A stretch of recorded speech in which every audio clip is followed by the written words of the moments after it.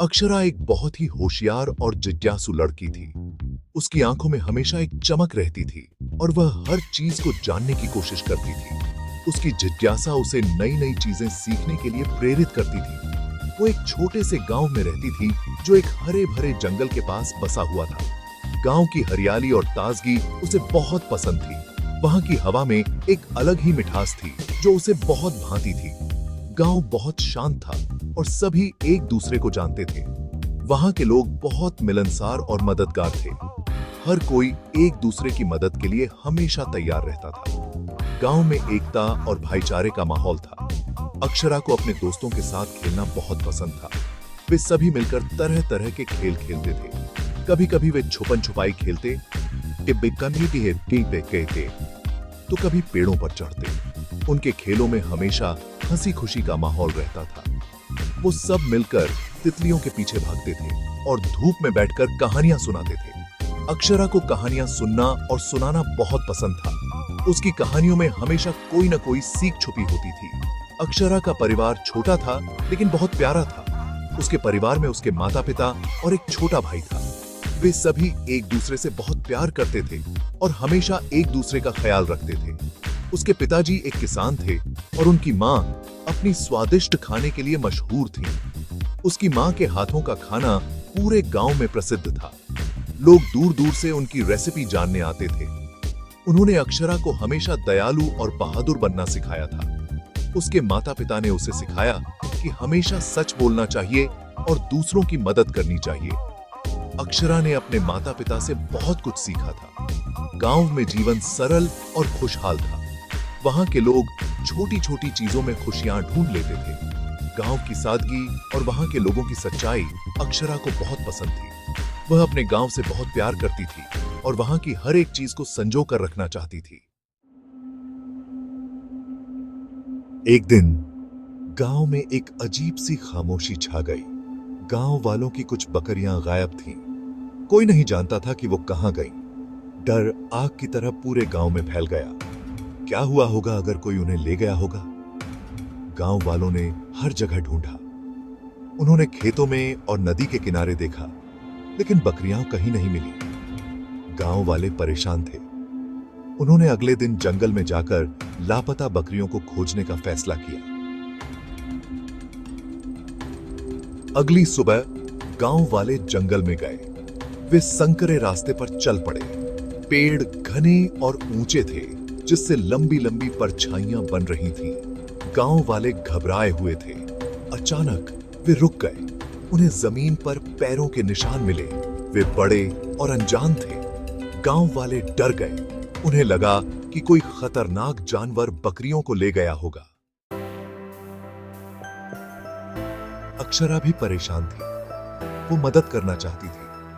उसे एक बूढ़े साधु की एक पुरानी कहानी याद आई जो जंगल के अंदर रहता था। वो जंगल के सारे रहस्य जानता था।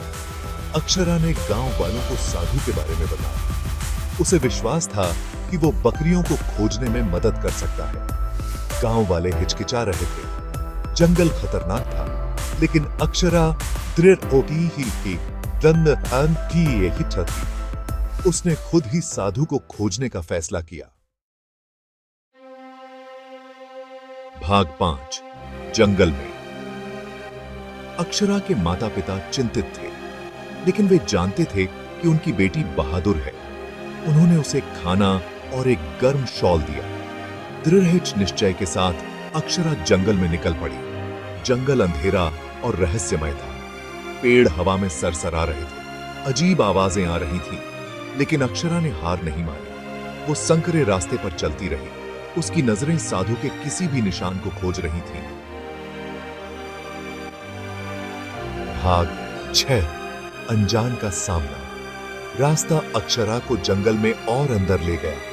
वो कलकल करती धाराओं को पार करती हुई और काई से ढके पत्थरों पर चढ़ती हुई आगे बढ़ी। ऐसा लग रहा था जैसे जंगल हर मोड़ पर उसकी हिम्मत आजमा रहा हो। अक्षरा कभी कभी डरती थी, लेकिन उसे लापता बकरियां और चिंतित गांव वाले याद आते थे। वो जानती थी कि उसे बहादुर बनना होगा। वो अपनी यात्रा पर चलती रही। उसका हौसला हर कदम के साथ मजबूत होता गया। भाग 7 फुसफुसाहटों की गुफा। आखिरकार घंटों बाद अक्षरा को आगे एक हल्की सी रोशनी दिखाई दी। उसने अपनी गति तेज कर दी। रोशनी उसे एक खुले मैदान में ले गई। मैदान के बीच में एक छोटी सी गुफा थी। गुफा का प्रवेश द्वार सुंदर लताओं से ढका हुआ था। अंदर से मंत्रों की धीमी आवाजें आ रही थीं। यह साधु का घर ही होगा। अक्षरा ने एक गहरी सांस ली और अंदर चली गई। भाग 8 एक बहादुर बचाव। यह कहानी है साहस और बुद्धिमत्ता की। गुफा के अंदर एक दयालु बूढ़ा व्यक्ति ध्यान में बैठा था। उसकी आंखें बंद थीं और उसके चेहरे पर शांति का भाव था। उसने अक्षरा का गर्मजोशी से स्वागत किया। अक्षरा, एक निडर और जिज्ञासु लड़की, अपने गांव की समस्याओं का समाधान खोजने आई थी। अक्षरा ने उसे लापता बकरियों और अजीब पैरों के निशान के बारे में बताया। उसकी आवाज में चिंता और उत्सुकता दोनों झलक रही थी। साधु ने धैर्य से उसकी बात सुनी। उसकी आंखों में समझदारी और अनुभव की चमक थी। फिर उसने अक्षरा को बताया कि शरारती बंदरों के एक समूह ने शायद बकरियों को ले लिया होगा। उसने उसे समझाया कि ये बंदर अक्सर गांव में आकर शरारतें करते हैं। वो जानता था कि उन्हें सुरक्षित वापस कैसे लाया जाए। अक्षरा को राहत मिली। उसे विश्वास हो गया कि साधु की मदद से वह अपनी बकरियों को वापस ला सकेगी। उसने साधु को धन्यवाद दिया और जल्दी से गांव वापस भागी। उसके मन में अब एक नई उम्मीद और साहस था। वह जानती थी कि उसे क्या करना है और कैसे करना है। गांव पहुंचकर अक्षरा ने सभी गांव वालों को इकट्ठा किया और साधु द्वारा बताई गई योजना को समझाया। सभी ने मिलकर काम करने का निर्णय लिया।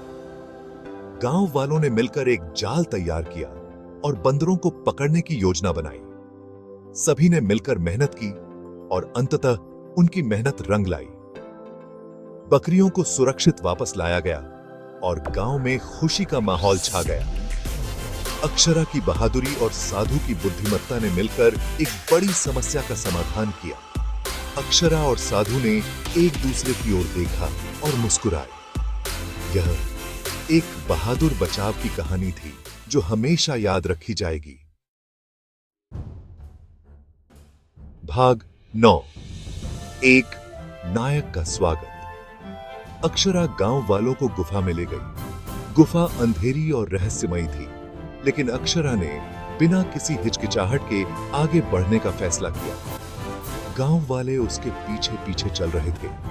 उनके चेहरों पर डर और उम्मीद का मिश्रण था। साधु ने अपनी कोमल बुद्धि से उन्हें बंदरों से बकरियों को वापस दिलाने में मदद की।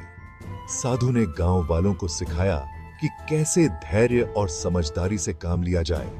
उन्होंने बंदरों को शांत करने के लिए कुछ विशेष मंत्रों का उपयोग किया और धीरे धीरे बकरियों को वापस लाने में सफल रहे। गांव वाले बहुत खुश हुए। उनकी खुशी का ठिकाना नहीं था, क्योंकि उनकी बकरियां वापस आ गई थीं। उन्होंने साधु और अक्षरा का धन्यवाद किया और पूरे गांव में उत्सव का माहौल बन गया। उन्होंने अक्षरा की बहादुरी के लिए जयकार की। अक्षरा ने जो साहस दिखाया था वह सभी के लिए प्रेरणा बन गया। गांव के बच्चे उसकी कहानियां सुनकर बड़े होने लगे और उसकी तरह बहादुर बनने का सपना देखने लगे। अक्षरा ने अपने डर का सामना किया था और दिन बचाया था। उसने दिखाया कि सच्चा साहस क्या होता है। उसने अपने डर को अपने ऊपर हावी नहीं होने दिया और अपने गांव को बचाने के लिए हर संभव प्रयास किया। उसने सीखा कि साहस डरने के बारे में नहीं है, बल्कि डर लगने पर भी सही काम करने के बारे में है। यह एक महत्वपूर्ण सबक था जो उसने अपने अनुभव से सीखा। उसने समझा कि बहादुरी का मतलब सिर्फ शारीरिक ताकत नहीं है, बल्कि मानसिक दृढ़ता भी है। उस दिन से अक्षरा गांव की सबसे बहादुर लड़की के रूप में जानी जाने लगी। उसकी कहानी ने सभी को प्रेरित किया और वह गांव की हीरो बन गई।